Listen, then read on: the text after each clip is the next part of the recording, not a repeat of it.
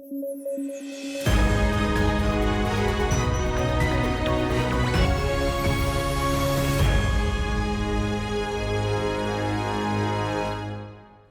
News at 9 programme में आपका स्वागत है। मैं हूं अमृत उपाध्याय। आइए जल्दी से देखें आज की हेडलाइंस। भारत का स्मृति वन यूनेस्को में दर्ज, भूकंप पीड़ितों की याद में है मेमोरियल। 2001 में गुजरात में आया था खतरनाक भूकंप। पंजाब में डीएसआर तकनीक पर चर्चा, चावल उगाने की सतत तकनीक है डीएसआर, पानी की कम खपत से होता है चावल का उत्पादन। और केरल में मिली मशरूम की रेयर स्पीशीज, वैज्ञानिकों ने खाने के लिए बताया अनफिट, प्रोटीन का रिच सोर्स है मशरूम।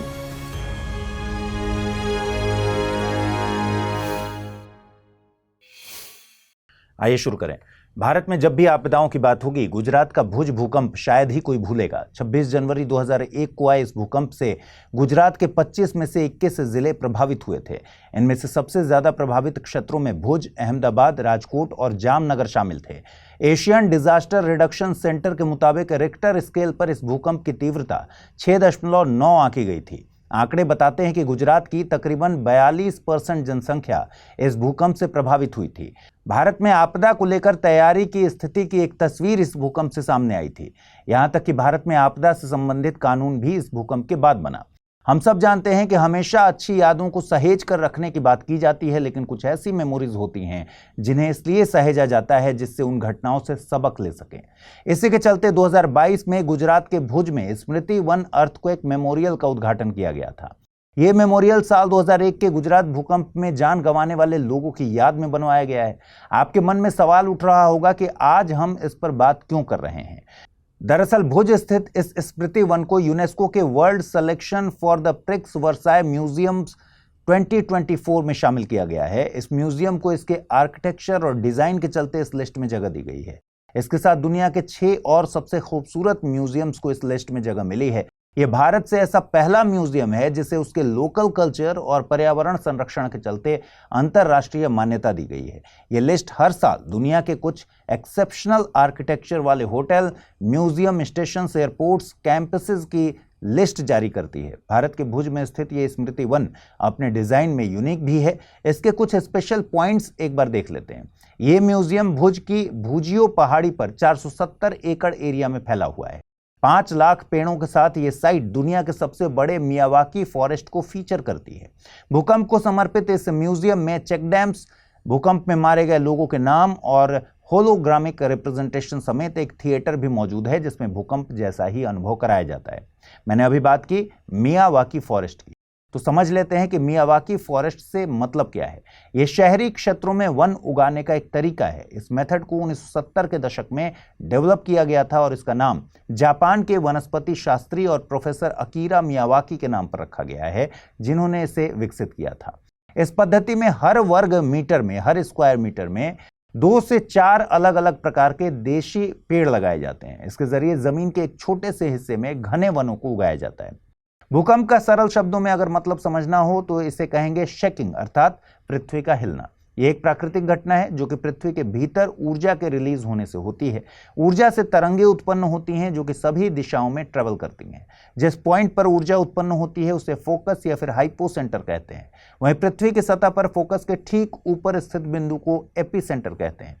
इस पॉइंट पर सबसे पहले भूकंप तरंगें महसूस की जाती हैं। हाल ही में पंजाब सरकार डीएसआर यानी डायरेक्ट सीडिंग ऑफ राइस तकनीक को तेजी से प्रमोट कर रही है। देखिए, पंजाब खेती किसानी करने वाला राज्य है। गेहूं और चावल की फसल यहां खूब होती है, लेकिन चावल की खेती के लिए यहां के किसान परंपरागत तरीके का ही इस्तेमाल करते हैं जिसमें पानी की खपत बहुत ज्यादा है और पानी की कमी दुनिया के तमाम देशों समेत अब भारत में भी है।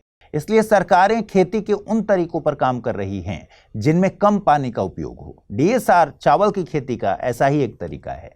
इसे तरवत्तर तकनीक भी कहते हैं। इसमें चावल उगाने के परंपरागत तरीके के मुकाबले 15 से 20% कम पानी की खपत होती है। इसके अलावा इसमें कम श्रम लगता है और फसल 7 से 10 दिन पहले पक जाती है। इस तकनीक के इतने फायदे होने के बावजूद पंजाब में इसका इस्तेमाल कम किया जाता है।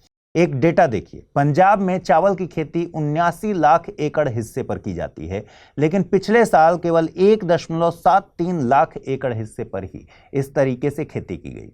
चावल की खेती के परंपरागत तरीके की बात करें तो इसमें पहले नर्सरी तैयार की जाती है। इसमें बीजों से छोटे छोटे पौधे तैयार किए जाते हैं। इसके 25 से 35 दिन के बाद इन पौधों को खेत में रोपा जाता है। ये तकनीक फसल की पैदावार और फसल की हेल्थ के लिहाज से अच्छी मानी जाती है। वहीं डीएसआर तकनीक में नर्सरी तैयार करने की जरूरत नहीं होती। इसमें बीज को सीधे खेत में बो दिया जाता है। इसमें खेत में सिंचाई करने के बाद सीड ड्रिल के जरिए बीज बोए जाते हैं, लेकिन इसमें सीड ट्रीटमेंट बहुत जरूरी होता है। बीज को बोने से पहले 8 घंटे तक फंजीसाइड के सॉल्यूशन में भिगो कर रखते हैं। फिर इन बीजों को बोने से पहले आधा दिन तक सुखाते हैं। इसके अलावा मिट्टी का भी ध्यान रखना होता है। लाइट टेक्सचर वाली मिट्टी इस तकनीक के लिए सुटेबल नहीं होती, क्योंकि इसमें पानी को रिटेन करने या होल्ड करने की क्षमता बहुत कम होती है। फिर इसमें बार बार सिंचाई करनी पड़ेगी, जो कि डीएसआर तकनीक का मुख्य मकसद पानी की कम खपत को ही स्पॉइल कर देगा। साथ ही अगर मिट्टी में आयरन की कमी हो तो भी यह तकनीक कारगर नहीं है।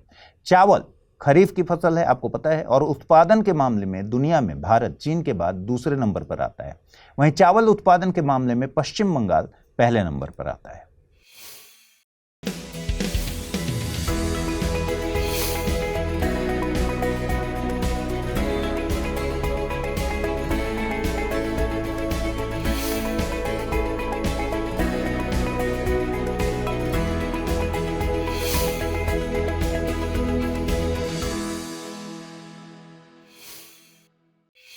केरल के कासरगोड के वनों में वैज्ञानिकों ने एक रेयर प्रकार की मशरूम की प्रजाति खोजी है। ये एक बायोल्यूमिनेसेंट मशरूम है जो रात के अंधेरे में एक ग्रीन लाइट उत्सर्जित करते हैं।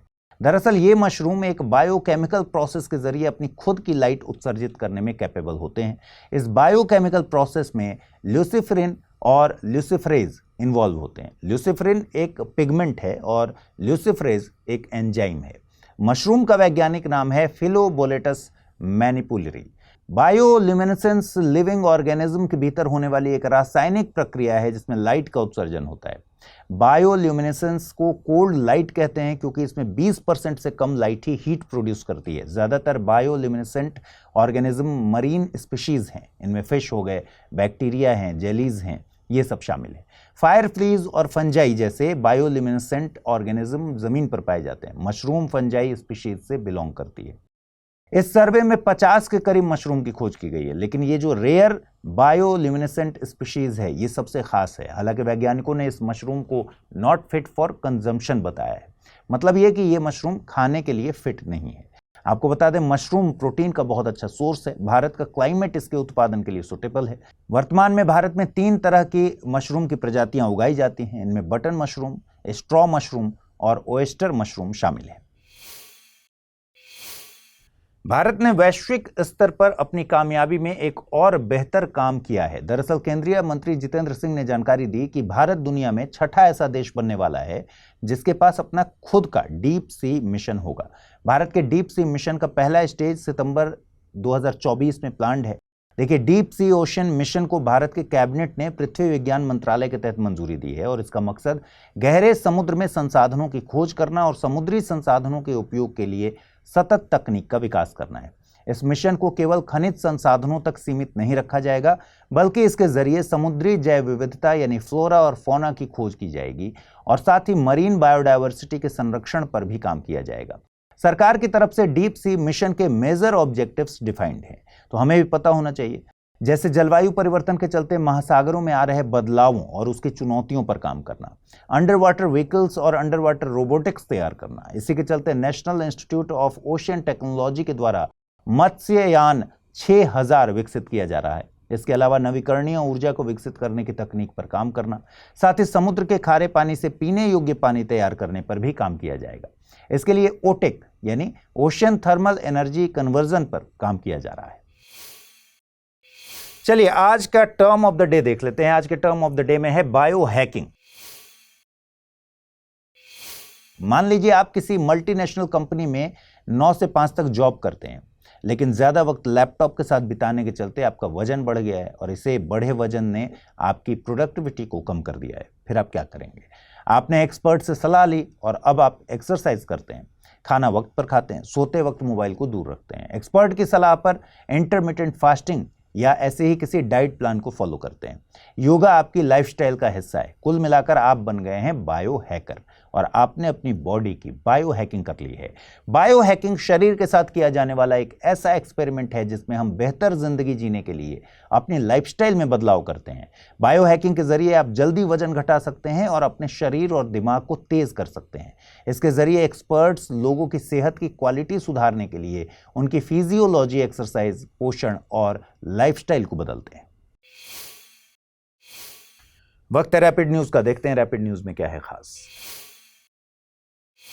संसद भवन की भव्यता को और बढ़ाने के लिए संसद भवन परिसर में प्रेरणा स्थल का निर्माण किया गया है। इसका उद्घाटन उपराष्ट्रपति जगदीप धनखड़ द्वारा किया गया। प्रेरणा स्थल पर विभिन्न स्थानों से स्थानांतरित की गई राष्ट्रीय प्रतीकों की मूर्तियों को एक स्थान पर स्थापित किया गया है, जिसमें देश के महान लोगों, क्रांतिकारियों, अध्यात्मवादियों की मूर्तियां शामिल हैं। सभी मूर्तियों के पास उन महान व्यक्तियों के बारे में जानकारी और इतिहास में उनके योगदान और संघर्षों को नई टेक्नोलॉजी के माध्यम से उपलब्ध कराया जाएगा।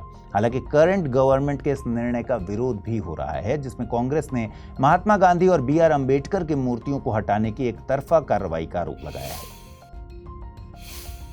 1 जुलाई से नया आपराधिक कानून लागू होने वाला है। इससे पहले ही NCRB यानी राष्ट्रीय अपराध रिकॉर्ड ब्यूरो ने NCRB संकलन of criminal law mobile app launch किया है। यह अपकमिंग कानूनी सुधारों पर एक कॉम्प्रिहेंसिव गाइड के रूप में कार्य करेगा। यह भारतीय दंड संहिता, दंड प्रक्रिया संहिता और भारतीय साक्ष्य अधिनियम को एक मंच पर कंसोलिडेट करता है। ऐप में पुराने और नए कानूनों के बीच विस्तृत तुलना, इंडेक्स्ड नेविगेशन और एक मजबूत ऑफलाइन खोज फंक्शन है, जो लीगल प्रोफेशनल्स और आम जनता को इन्हें आसानी से समझने में मदद करेगा। जापान में streptococcal toxic shock syndrome STSS के मामलों में वृद्धि हुई है, जो एक घातक मांस खाने वाला बैक्टीरियल इन्फेक्शन है। जापान में इस वर्ष इस इन्फेक्शन के लगभग 1000 मामले सामने आए। यह GAS यानी ग्रुप A स्ट्रेप्टोकोकस बैक्टीरिया के कारण होने वाला एक इन्फेक्शन है। यह बैक्टीरिया टॉक्सिन्स यानी विषाक्त पदार्थ पैदा करता है, जो शरीर में हाइपर इन्फ्लेमेटरी प्रतिक्रिया को ट्रिगर कर देता है। यह तेजी से टिश्यू डिस्ट्रक्शन, ऑर्गन फेलियर का कारण बनता है और विषाक्त पदार्थों के कारण गंभीर सूजन और प्रतिरक्षा प्रणाली में दिक्कतें पैदा करता है। इस इन्फेक्शन में शुरुआती 48 घंटे बेहद अहम माने जा रहे हैं। यदि इस बीच ट्रीटमेंट नहीं होता तो यह इन्फेक्शन मौत का कारण बन सकता है।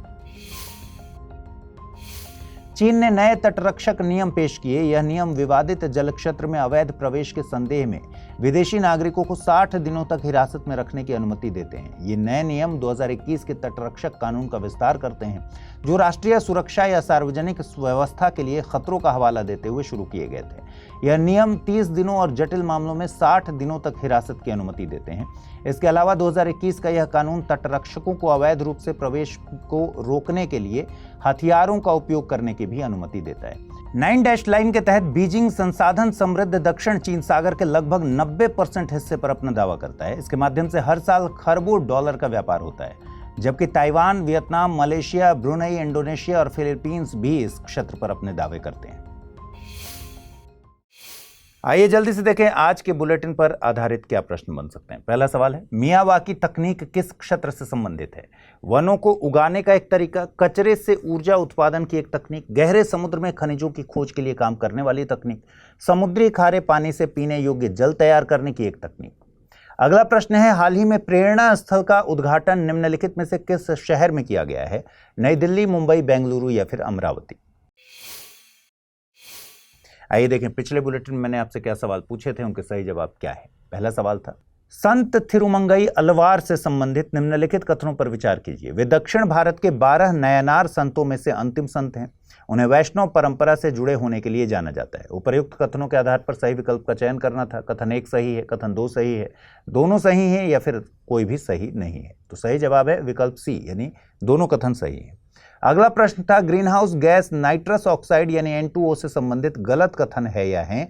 भारत दुनिया में नाइट्रस ऑक्साइड N2O का पहला सबसे बड़ा उत्सर्जक है। चीन दुनिया में नाइट्रस ऑक्साइड का दूसरा सबसे बड़ा उत्सर्जक है। पर्यावरण में नाइट्रस ऑक्साइड का जीवन काल बहुत छोटा होता है। और पूछा गया था कि उपर्युक्त में से कौन से कथन इसमें मैच कर रहे हैं, गलत जो पूछा गया है उसके हिसाब से। ध्यान दीजिएगा, जो पिछली बार हमने क्वेश्चन दिया था उसमें ऑप्शंस में सही हैं लगा हुआ था, उसको आप इग्नोर कीजिएगा। यहाँ जो ऑप्शंस होंगे वो होंगे कथन 1 और 2, बी कथन 2 और 3, सी कथन 1 और 3 और डी होगा कथन 1, 2 और 3। और इसका सही जवाब होगा कथन 1, 2 और 3। मैं फिर से बता दूं कि ऑप्शंस में पिछले बुलेटिन में सही हैं लिखा हुआ था, जो कि क्वेश्चन की फ्रेमिंग में गलती हुई थी, इसके लिए हम माफी चाहते हैं। तो सही हैं को इग्नोर कीजिएगा। यहाँ कथन 1, 2 और 3 सही जवाब है विकल्प डी, यानी ये तीनों ही कथन गलत हैं क्योंकि गलत ऑप्शन पूछे गए हैं। ठीक है, तो आज इस बुलेटिन में इतना ही। आप अपना ख्याल रखिए, ठीक से पढ़ाई कीजिए, इस बुलेटिन को शेयर कर दीजिए, लाइक कर दीजिए, और अगर आप इसकी पीडीएफ चाहते हैं तो अमृत उपाध्याय 007 टेलीग्राम चैनल है जिस पर इसकी पीडीएफ रोजाना मिलती है। और आज जो सवाल मैंने पूछे हैं आपसे, उनके जवाब भी आपको देने हैं कमेंट बॉक्स में। नमस्कार।